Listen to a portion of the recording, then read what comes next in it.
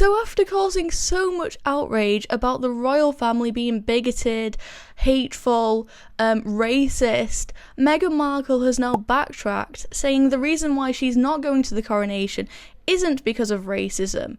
You know, it's interesting because she's making so much of a display, whether that be the Netflix documentary, the Oprah Winfrey interview, Harry's book.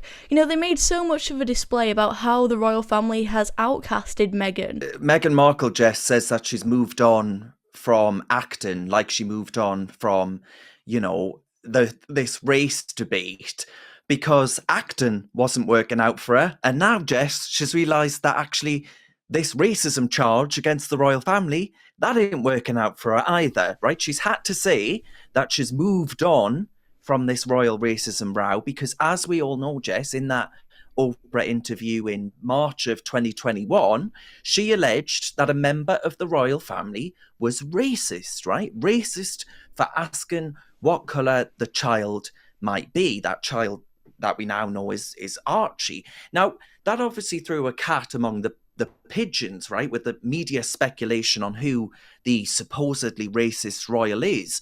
And by the way, Jess, I don't think in a mixed race relationship that speculation about a child's skin colour is actually racist, unless the individual involved was suggesting that, a darker skin tone would be frowned upon. But I don't think that was ever the accusation or the inference in this particular case. And look, I think she's had to pull back, Jess, because in the 2 years that have taken place since she made those accusations, we've experienced both the death of His Royal Highness, the Duke of Edinburgh, Prince Philip, and of course Her Majesty the Queen. Now, both of them, Jess, went to their deathbeds with this racism accusation hanging over their heads. You've got states in which Her Majesty the Queen was the head of state, which are majority black countries. Now, a racism charge is something that I think in the entire time Her Majesty the Queen was on the throne is never something that had been levelled at her before. Of course, you've had people accusing the royal family of being the figureheads of colonialisation and things like that, but you've never had someone that has married into the royal family actually making an accusation like that levelled at the family before now. So it's extraordinary stuff. And if you ask me, Jess, she's rolled back on it because she's realised how vehemently unpopular it's actually made her in not just this country, but in her cash cow, where she gets her Spotify views, her Netflix views, her paychecks from the American people. I think that's what explains this rollback. And isn't it convenient, Jess? I'll just finish on this. Isn't it convenient that 2 weeks before His Majesty the King's coronation, this letter that she wrote to His Majesty the King about this particular charge has leaked? It's come out to keep Markle's name in the spotlight. The only thing that should be in the spotlight right now is our king, our crown, and the continuity of our country that the coronation actually represents, not this narcissistic piece of, I guess, Hollywood trash is what I would call her, Jess.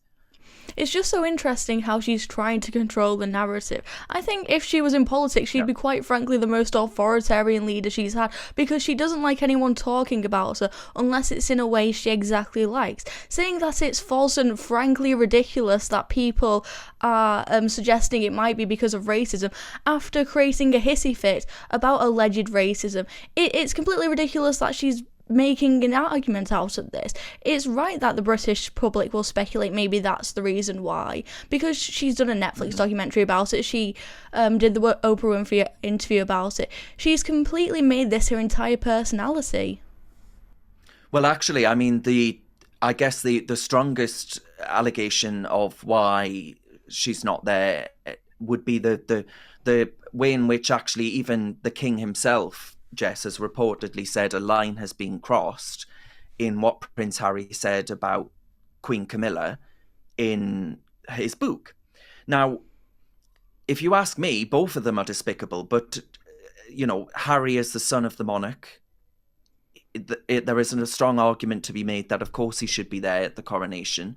If something horrible was to happen to the Prince and Princess of Wales and their children, Harry would be the king, right? That's the line of succession. Now, it's a terrifying prospect, and I don't wish to put the fear of God into our viewers, but it's just a reminder, Jess, of how despicable a person Meghan Markle is. She ruined the remaining years of life for two people that were so very dear to our country and its people with these baseless smears.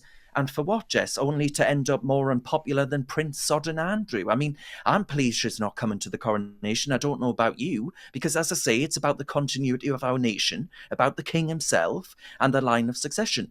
And that is a hell of a lot more important to me and millions of British people than Meghan Sodden Markle is. Have you got what it takes to be a reasoned presenter?